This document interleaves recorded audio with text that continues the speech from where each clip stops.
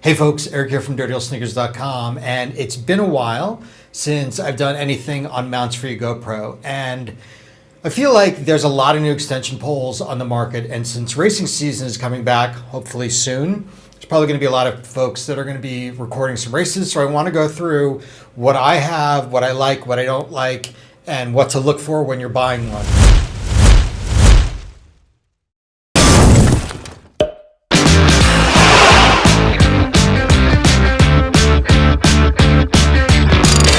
Record my races. I think that if you watch my channel, you know that I record with a 360 camera and I record with the GoPro Hero Max. Also have regular GoPros, but I use these for myriad other things. Racing is almost exclusively on a 360 camera, the Max, until GoPro comes out with something new. So know that this is my come from, and this is what I'm considering when I'm looking for something to mount the GoPro on. So first things first is that when you're running with a 360, you want to get the camera as far away from your body as possible. That's in order to get some decent selfies.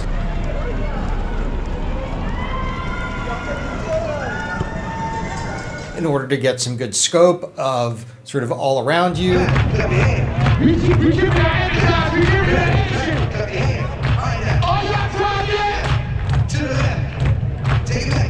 Right off the bat, I can tell you that these are not going to do it. Now, don't get me wrong. I like the GoPro Shorty. It's got a place in my video arsenal, just not for recording videos. The GoPole Grenade Grip and the GoPro handler, I'm unsure why I bought these. They may have come with something else that I purchased, but I mean, even if you're mounting a regular GoPro, what is the point of having something that's so small? Why wouldn't you just carry it in your hand? So these two, I never use them. So when I look for an extension pole, the first thing that I'm going to consider is, does it have a tripod or does it not?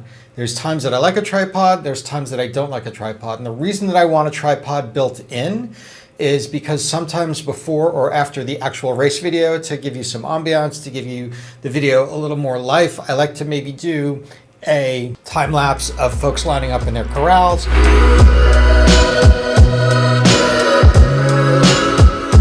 Maybe time lapse of folks getting their medals.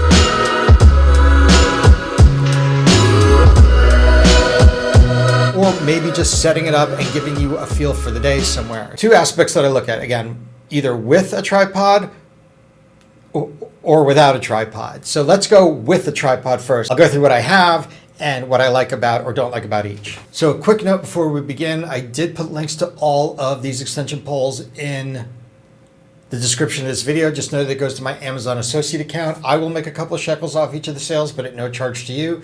It just goes to fund the channel so I can make a couple of bucks and continue to buy stuff to do these kinds of reviews for either your enjoyment or your information. First up is the Joby Gorilla tripod. Now, I'm sure that you've seen that this is very popular among some really famous bloggers. A couple of reasons that I don't like to use this. Not unlike the Shorty, this has a place in my video arsenal. It's just not going to be used for running. First and foremost, it's super heavy. Secondly, it's kind of awkward. Now, it is made from plastic, rubber, and I think this is steel and not aluminum, but I could be wrong. Did I say it's awkward? I think I said it was awkward. And third of all, in order to mount the GoPro on it, you need to actually get a GoPro tripod mount. So that's another piece of equipment that you need to buy on top of the tripod, on top of the camera itself. So Joby, like I said, it's going to have a place in my arsenal, just not for races. Hey, before we get too deep into it, if you wouldn't mind hitting that like button below, it'll get this up into the YouTube algorithm a little bit more.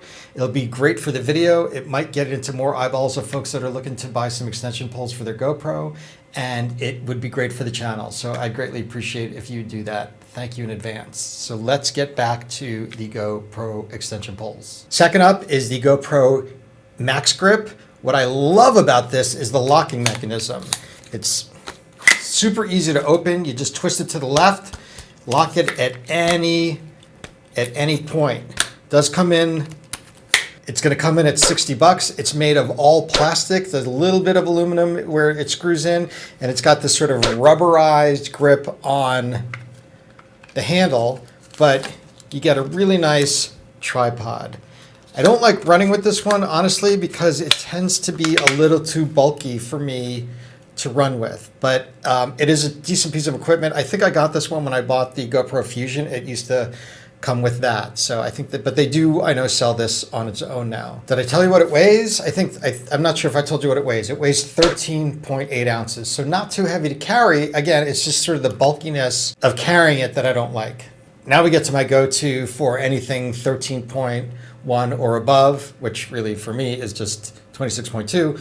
Now this is the GoPro 3-way. It comes in at $70, again on the expensive side. All of the GoPro branded mounts are going to run a little bit more because they can. This also comes in at 13.9 ounces, so not too heavy, but you can see from the picture here how I like to sort of tuck it in, and that's how I carry it during races. What I like about the GoPro 3-way is it extends really quickly. It's going to go from 7.5 inches to 20 inches in a heartbeat. It's made of plastic, aluminum, and the same rubberized grip, and it's got a stowaway tripod, so you can pop it right in. If you're on the beach, you can actually just stick it in the sand and it stands up on its own.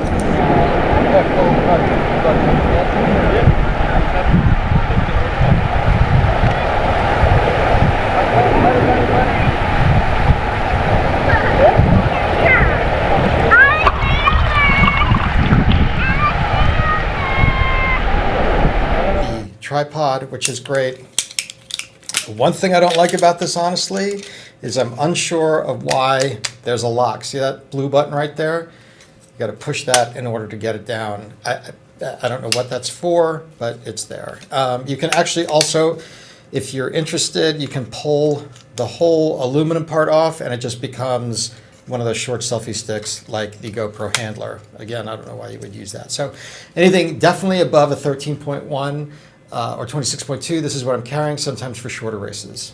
Now, when I first started shooting with GoPros, this was my absolute go-to. This is the GoPole Reach. This comes in at $35. It goes from 14 to 40 inches. It's made of all of aluminum, and it's got this little rubberized grip on the end. So you definitely, when you get sweaty, it's not going to be slipping out of your hands. Here's what I didn't like about it, though, is see what happened? Their locking mechanism is the worst. This is the third one that I bought because I thought I would go with the less expensive because it was less expensive, but in the long run it turned out to be more expensive. You can see that it's got this friction locking. I can't even unlock it anymore. It's just stuck in this and the poles just sort of come apart. It comes in at 14.4 ounces, so not too heavy, but it just doesn't stand up. Along with that is the GoPro El Grande. This is a fantastic pole. It's got the same friction locking mechanism as the MaxGrip. It's made of the same material as the MaxGrip. It's got a lot of plastic and the rubberized handle that all of the GoPro mounts seem to have. This is going to be on the more expensive side. This is going to come in $60.